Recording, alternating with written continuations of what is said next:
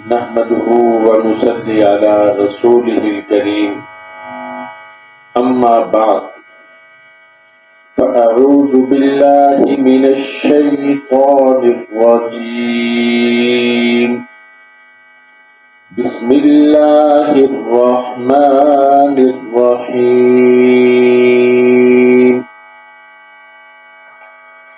الذين يأكلون الربا لا يقومون إلا كما يقوم الذي يتخبطه الشيطان من المس ذلك بأنهم قالوا إنما البيع مثل الربا وأحل الله البيع وحرم الربا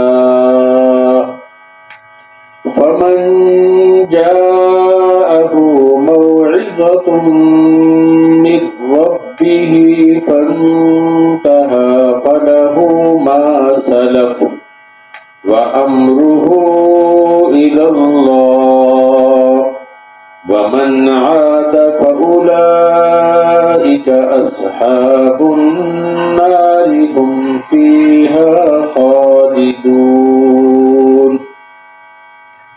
يمحق الله الربا ويربي الصدقات والله لا يحب كل كفار أثيم إن الذين آمنوا وعملوا الصالحات وأقاموا الصلاة وآتوا الزكاة لهم أجرهم عند ربهم ولا خوف عليهم ولا هم يحزنون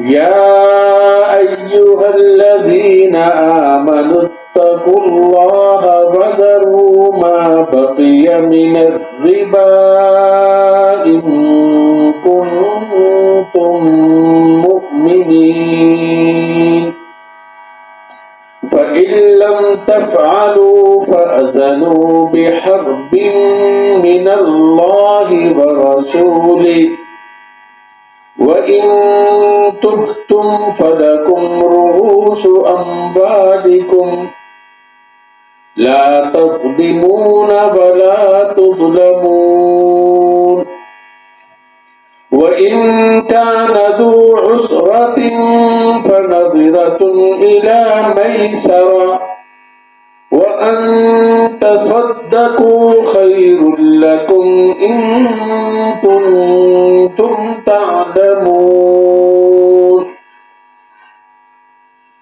واتقوا يوما ترجعون فيه إلى الله ثم توفى كل نفس ما كسبت وهم لا يظلمون صدق اللہ العظیم۔ ان آیت مبارکہ کے اندر اللہ رب العزت نے سود کی برائی کو بیان کیا ہے۔ فرمایا الذین یأکلون الربا لا یقومون الا کما یقوم الذی یتخبطه الشیطان من المس ذلک بأنہم قالوا انما البيع مثل الربا واحل الله البيع وحرم الربا فمن جاءه موعظة من ربه فانتهى فله ما سلف وامره الى الله ومن عاد فاولئك اصحاب النار هم فيها خالدون۔ فرمایا جو لوگ سود کھاتے ہیں وہ جب قبروں سے اٹھیں گے ایسے اٹھیں گے جیسے وہ آدمی جس کو شیطان نے لپٹ کر اپنا تسلط جما کر جس کو مجنون اور دیوانہ بنا دیا ہوتا ہے، عقل و حواس کھو بیٹھتا ہے، کبھی کس طرح کی باتیں کرتا ہے کبھی کس طرح کی باتیں کرتا ہے۔ یتخبطہ الشیطان من المس، شیطان نے انہیں چھو کر خبتی بنا دیا۔ خبط کا مطلب مطلب یہ ہوتا ہے کہ شیطان کا ایسا اثر ڈالنا جس سے انسان کے اندر بگاڑ آ جائے، عقل اس کی بگڑ جائے. تو شیطان نے اس کو چھو کر عقل کو اس کی بگاڑ دیا. وجہ اس کی یہ ہے کہ دنیا کے اندر بھی وہ اپنی عقل کو خراب کرتا تھا. کیا کہتا تھا؟ قالوا انما البيع مثل الربا. ذلك بانهم، یہ اس وجہ سے ہے کہ وہ کہتے تھے بیع جو ہے وہ مثل الربا، سود کی طرح ہے. جب بیع سود کی طرح ہے تو بیع کو تم کہتے ہو حلال ہے تو سود بھی حلال ہوگا. بیع میں بھی نفع کماتے ہیں نا، تو سود کے اندر بھی یہی چیز ہے. تو وہ کہتے ہیں بیع سود کی طرح ہے. تو لہذا جس طرح بیع جائز ہے سود بھی جائز ہے. تو اللہ رب العزت نے اس کا وبال ان پہ یہ ڈالا، اس کا عذاب یہ دیا کہ انہوں نے دنیا کے اندر اپنی عقل کو غلط استعمال کیا، عقل کی رہنمائی حاصل نہیں کی. حالانکہ سود میں اور بیع میں بہت بڑا فرق ہے. سود کے اندر اور بیع میں، سود میں کسی کی پریشانی سے، کسی کی ضرورت سے فائدہ اٹھانا ہے. کسی نے قرض مانگا، آپ نے اسے قرض دیا اور بعد میں اسے فائدہ اٹھا رہے، اتنا اور دے دو. نہیں دے سکا، وقت گزر گیا، اتنا اور دے دو. قرض واپس نہیں کر سکا، وقت گزر گیا، اتنا اور دے دو. قرض نہیں دے سکتا، مدت بڑھاتے ہو، ساتھ سود بھی بڑھاتے جاتے ہو، اس کی مجبوری سے فائدہ حاصل کرتے ہو. اور اس میں اور کیا خرابیاں وہ بھی انشاءاللہ میں بیان کروں گا. بیع کے اندر تو فائدے ہی فائدے ہیں، خوشی کے ساتھ. بیع نام ہے، تبادلہ ہے مالی کا، ادھر سے مال دیا ادھر سے مال لیا، اور اس میں خوشی ہوتی ہے. تو بیع کے تو فائدے ہی فائدے ہیں. بیع اگر ختم ہو جائے تو کتنا بڑا نقصان برپا ہو جائے. کوئی آدمی کسی سے کوئی چیز نہیں لے سکے گا. آپ کو دال چاہیے، آپ دال لینے جاتے ہیں دکاندار سے، پیسے دیتے ہیں، دال لے لیتے ہیں. آپ کو چاول چاہیے، آپ کو صابن چاہیے، آپ کو گھی چاہیے، آپ کو چینی چاہیے، ہزاروں قسم کی چیزیں ہیں. تو یہ بیع، اس کو اللہ رب العزت نے جائز قرار دیا ہے. اس کے بہت زیادہ منافع ہیں، اس سے مال و دولت بڑھتا ہے، غریب کا بھی فائدہ اور اس میں امیر کا بھی فائدہ، بڑے کا بھی فائدہ، چھوٹے کا بھی فائدہ. سود جو ہے اس میں صرف چند لوگوں کو بظاہر اس میں فائدہ نظر آتا ہے، باقی ساری معیشت کا بیڑا غرق ہو جاتا ہے، تباہ ہو جاتی ہے. اس لیے انہوں نے یہ بات اپنی عقل کو صحیح طریقے پر استعمال کرتے تو ان کو بھی یہ سمجھ میں آتی. تو اس لیے اللہ رب العزت جب ان کو قبروں سے اٹھائیں گے ان کی عقل ہی خراب کر دیں گے. ایسے جیسے شیطان نے کسی کو چھو کر پاگل بنا دیا ہو، اسی طرح ان کی حالت ہوگی. احل اللہ البیع وحرم الربا. اللہ فرماتے ہیں یہ سمجھتے ہیں اللہ نے اپنا حکم بتا دیا کہ اللہ نے بیع کو حلال کیا ہے، سود کو حرام کیا ہے. اس کی وجہ نہیں بتائی، اس لیے کہ وجہ ہر انسان اس میں غور کر کے سمجھ سکتا ہے. اور سود ایسی چیز بھی نہیں تھی کہ جس کو کوئی سمجھتا نہ ہو. بالکل شراب کی طرح، جب شراب کا حکم آیا کہ شراب ناجائز ہے، اس کو پینا ٹھیک نہیں ہے، صحابہ کرام نے فوراً چھوڑ دی. اسی طرح سود جو ہے وہ زمانے نبوت سے پہلے کا رائج ہے. ہر آدمی اس کی حقیقت کو سمجھتا تھا کہ اس کی حقیقت کیا ہے. کسی کو قرضہ دینا، قرضہ دے کر اسے فائدہ حاصل کرنا.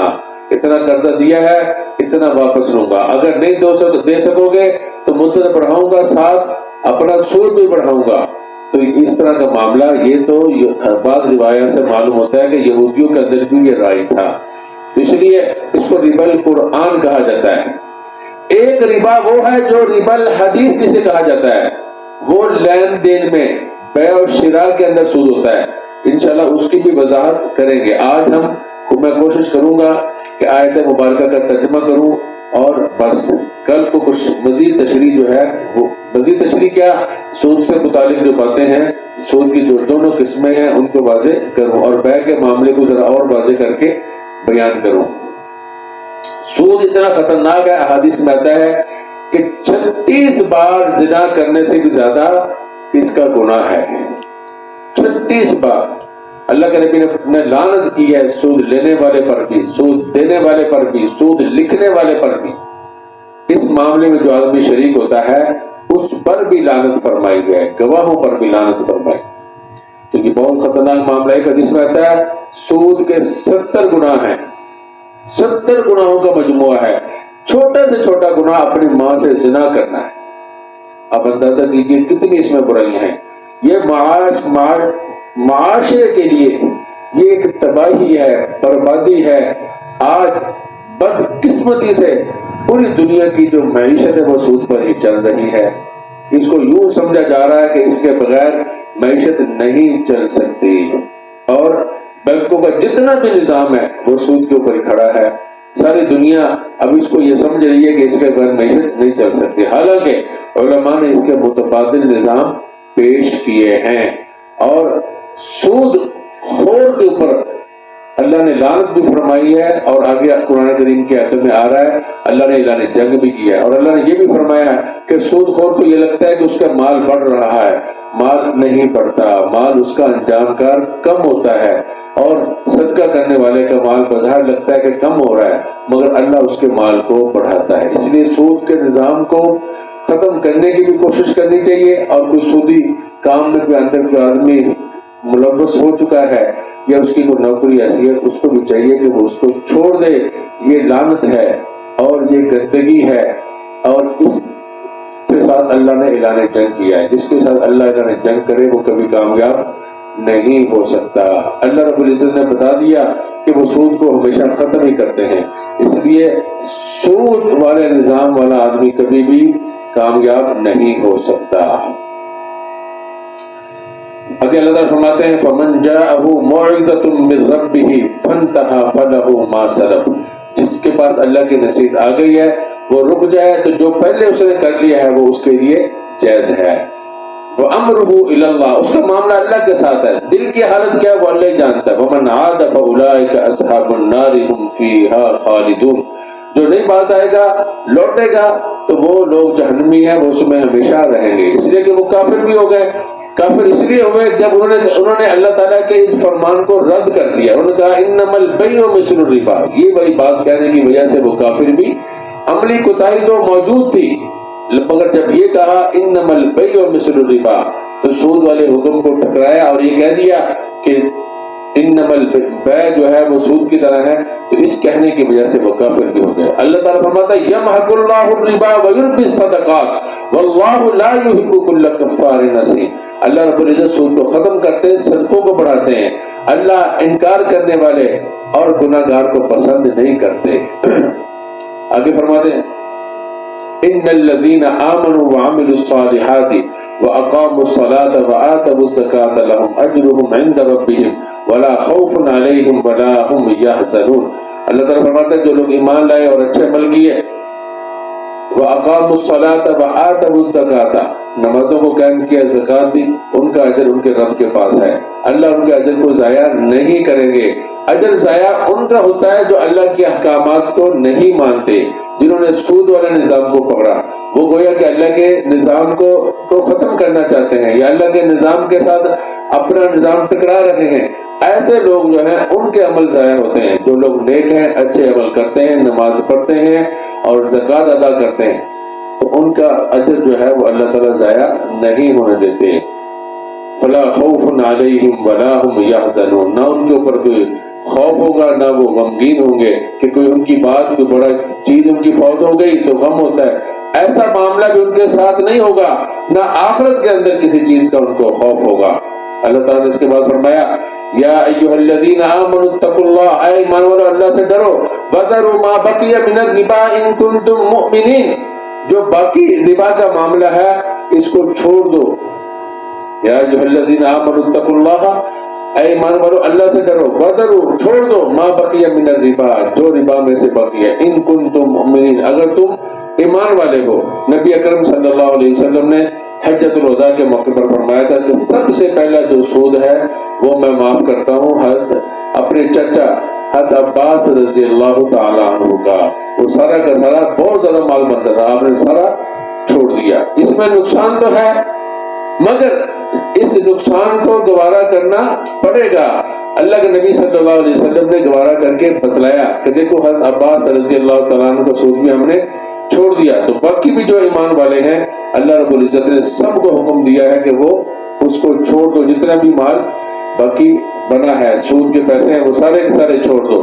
اصل مال جو ہے وہ اپنا لے لو.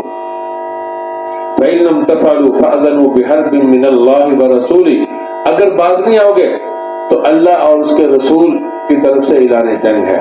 فَأْذَنُوا، اعلان قبول کر لو. بِحَرْبٍ مِّنَ اللَّهِ وَرَسُولِهِ وَإِن تُبْتُمْ، اگر باز آ جاؤ گے، فَلَكُمْ رُءُوسُ أَمْوَالِكُمْ، تمہیں تمہارا اصل مال مل جائے گا. لَا تَظْلِمُونَ وَلَا تُظْلَمُونَ، نہ تم ظلم کرو نہ تمہارے ساتھ ظلم والا معاملہ ہوگا. یعنی اصل مال تمہیں مل جائے گا. یہ نہیں ہے کہ اصل مال سے زیادہ لو، یہ کیا ہے، ان کے اوپر ظلم ہے، اور اصل مال سے کم تمہیں دیا جائے، یہ تمہارے اوپر ظلم ہے. اس لیے تمہیں نہ تمہارے اوپر ظلم ہوگا نہ ان پر ظلم ہوگا. اصل مال اپنا واپس لے لو اور سود جتنا بھی ہے وہ سارا کا سارا ختم کر دو. وَإِن كَانَ ذُو عُسْرَةٍ فَنَظِرَةٌ إِلَىٰ مَيْسَرَةٍ وَأَن تَصَدَّقُوا خَيْرٌ لَّكُمْ إِن كُنتُمْ تَعْلَمُونَ. اگر آپ کا قرض دار جو ہے وہ تنگ دست ہے تو اللہ تعالیٰ فرماتے ہیں اس کو مہلت دے دو، اور اگر معاف کر دو تو یہ زیادہ بہتر ہے، اور اس معاف کرنے میں تمہارے لیے اللہ کے ہاں بہت بڑا اجر ہے. ان کنتم تعلمون. تو اللہ رب العزت نے سود کے بارے میں بہت وضاحت کے ساتھ یہاں بیان فرما دیا، یہاں ہدایت دے دی کہ سود کا معاملہ جو تم نے پہلے کر لیا ہے، اب اگر رک جاؤ تو وہ جو تمہارے پاس نفع آ چکا ہے اللہ اس میں گرفت نہیں کرے گا. مگر اب اس وقت اگر کسی سے تم نے سود لینا ہے، وہ لاکھوں میں بھی بنتا ہے، اس کو چھوڑ دو، اس کو نہ لو. جو پہلے ہو چکا ہے وہ معاف، جو اب کسی سے لینا ہے وہ ختم کر دو. اسی طرح کفار بھی یہ کہہ سکتے تھے نا کہ مسلمانوں نے اپنے حکم کی وجہ سے ہمارا مال سارا کا سارا ضائع کر دیا. تو نبی اکرم صلی اللہ علیہ وسلم نے اس کے جواب میں حضرت عباس رضی اللہ تعالیٰ عنہ کو کتنے پیسے بنتے تھے، سب فرمایا سب چھوڑ دیے. سب سے پہلا جو سود چھوڑا جا رہا ہے وہ کیا ہے، حضرت عباس رضی اللہ تعالیٰ عنہ کے جو پیسے تھے بنتے تھے وہ سارے کے سارے چھوڑ دیے. ہاں اصل مال تمہیں ملے گا، اصل مال کے بارے میں بھی نہ تمہارے اوپر ظلم ہوگا نہ تم کسی پر ظلم کرو گے. اصل مال تمہیں ملے گا، اس میں کمی نہیں ہوگی، نہ تم زیادہ لے سکتے ہو نہ تمہیں کم لینے پہ مجبور کیا جائے گا. ہاں سود چھوڑ دو بس. اور اگر جس سے تم نے مال لینا ہے، اصل مال لینا ہے، اگر وہ تنگ دست ہے تو اس کو موقع دو، مہلت دو، اور اگر معاف کر دو تو اللہ کو یہ بہت پسند ہے. آگے فرمایا وَاتَّقُوا يَوْمًا تُرْجَعُونَ فِيهِ إِلَى اللَّهِ، ڈرو اللہ سے ایسے دن سے جس دن تم اللہ کی طرف لوٹا ہو جاؤ گے. وَاتَّقُوا يَوْمًا ترجعون فيه الى الله ثم توفى كل نفس ما كسبت وهم لا يظلمون. پھر جو کچھ کیا وہ پورا پورا تمہیں اس کا بدلہ دیا جائے گا، کسی کے اوپر بھی ظلم نہیں ہوگا. تو اس لیے اس دن کو یاد کرو اور اس معاملے کو جس کا اللہ رب العزت نے تمہیں بتلایا ہے اس کو ختم کر دو. شریعت نے جو معاملہ تمہیں کمانے کے بتلائے ہیں اس معاملات کے مطابق تجارت کرو، سود والے معاملے سے تجارت نہ کرو. اسی میں تمہارے لیے پاکیزگی ہے، اسی میں تمہارے لیے طہارت ہے، اسی میں خیر و برکت ہے، اسی میں آسانیاں ہیں، اور اسی کے اندر تمہاری دنیاوی نظام کے اندر بھی بہتری آئے گی. آخرت کا نظام جو ہے اللہ کے پاس جب جاؤ گے تو انشاءاللہ اس کا بہت اچھا اجر اور بدلہ تمہیں دیا جائے گا. تو ان آیت مبارکہ کے اندر اللہ رب العزت نے قرضہ دے کر نفع کمانے سے منع کر دیا. اب سود کی کتنی قسمیں ہیں، کیا یہی ایک سود کی قسم ہے یا ربا الحدیث جو ہے اس کی کیا وضاحت ہے، اور اسی طرح بیع کیا ہوتی ہے، بیع سے کی کتنی قسمیں ہو سکتی ہیں، اس میں کیسا معاملہ کرنا چاہیے، اس کے بارے میں انشاءاللہ اگر ابھی شروع کر دیا تو بات بہت لمبی ہو جائے گی. میں انشاءاللہ وضاحت کے ساتھ کل کو جب انشاءاللہ یہ وقت ہوگا بیان کا تو اس کے اندر وضاحت کے ساتھ آپ کے سامنے بیان کروں گا. اب دعا کیجیے اللہ رب العزت سود سے اور اس کے وبال سے، اس کی نحوست سے ہم سب کو محفوظ رکھے اور ملک پاکستان کو بھی اس لعنت سے نجات عطا فرمائے. وآخر دعوانا الحمدللہ.